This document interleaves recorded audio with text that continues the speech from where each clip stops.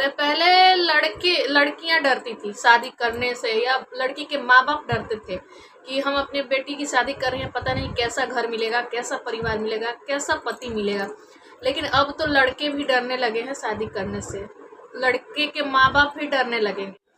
नीले ड्रम वाली घटना हो या सोनम रघुवंशी वाली घटना हो, इन दोनों घटनाओं को देख के समझ में आ रहा है कि प्यार अंधा होता है। अंधा ही नहीं, बेहया और बेशरम भी होता है। क्योंकि जिस तरह से इनके बॉयफ्रेंड सामने आ रहे हैं, उनको देख के लगता है लंगूर। और पति जिससे इन लोगों की शादी हुई है, इन दोनों की, वो पति हीरा और ये लंगूर।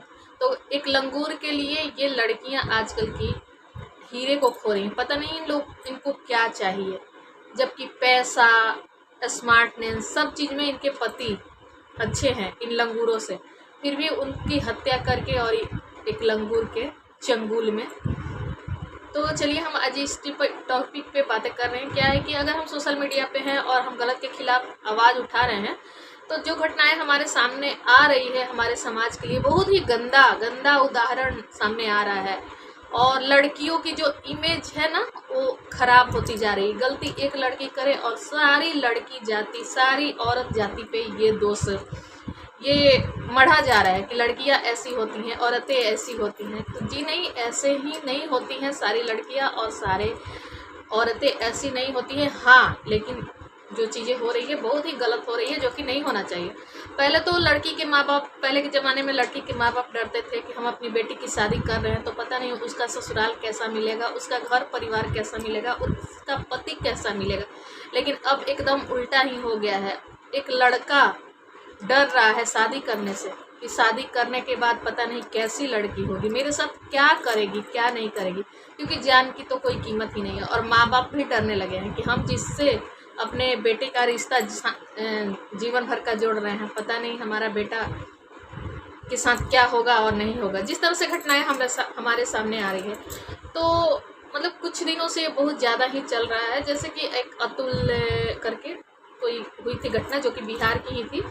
उसके बाद अभी तो हम भूल भी नहीं पाए थे नीले ड्रम वाली घटना, मुस्कान वाली घटना, तब तक एक सोनम रघुवंशी वाली घटना आ गई।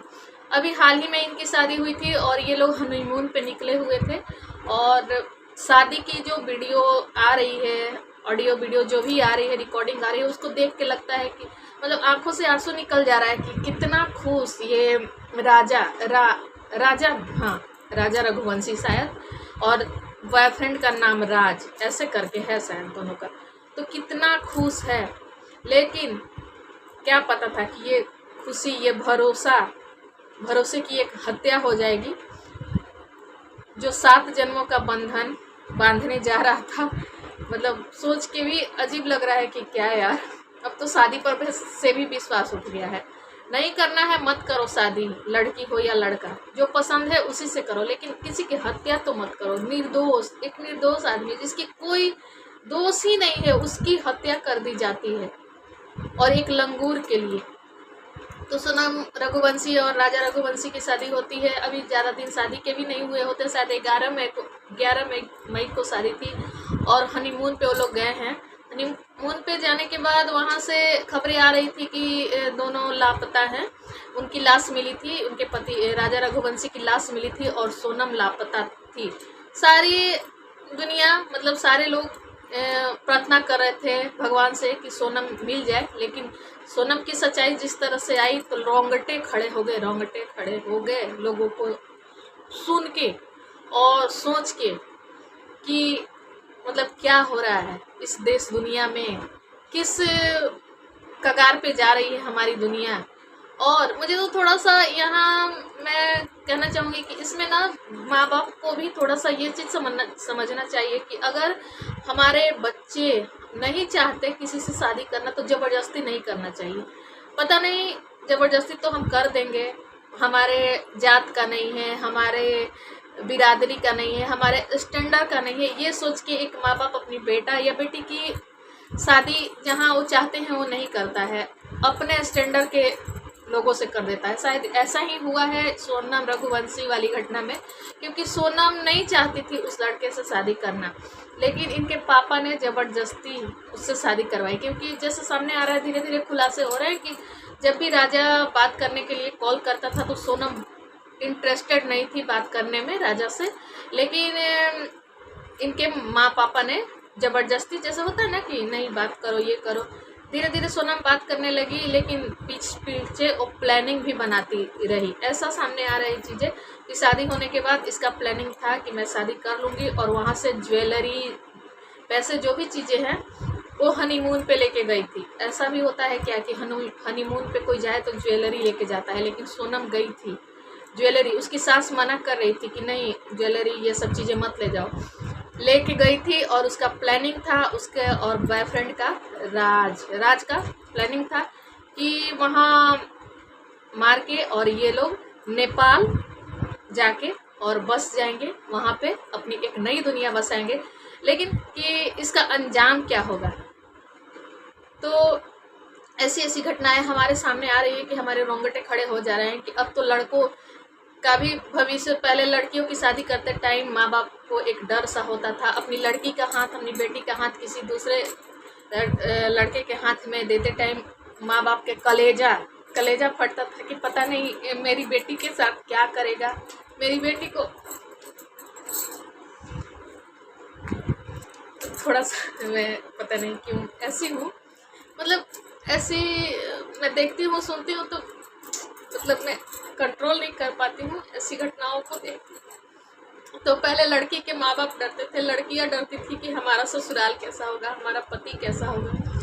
लेकिन यहाँ तो अब उल्टा ही हो रहा है कि लड़के ही डर रहे हैं, लड़के के माँ बाप डर रहे हैं कि पता नहीं हम जिस बेटे की इतनी खुशी से हम शादी कर रहे हैं उसके साथ क्या होगा। तो ये भी जो भी चीज़ें हो रही है बहुत ही गंदा हो रहा है, नहीं होना चाहिए, लेकिन इसके लिए सख्त कानून बनाना चाहिए कोई।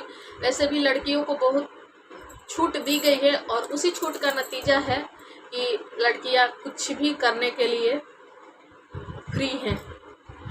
किसी लड़के का मानसिक टॉर्चर कर रही हैं, मेंटली टॉर्चर कर रही हैं, किसी लड़के के ऊपर झूठे दहेज का केस का भी आरोप के मामले बहुत सारे सामने आते हैं। झूठे दहेज के केस के सास ससुर पे इल्ज़ाम लगा देती हैं, पति पे मारपीट का आरोप लगा देती है, घरेलू हिंसा का आरोप देती है।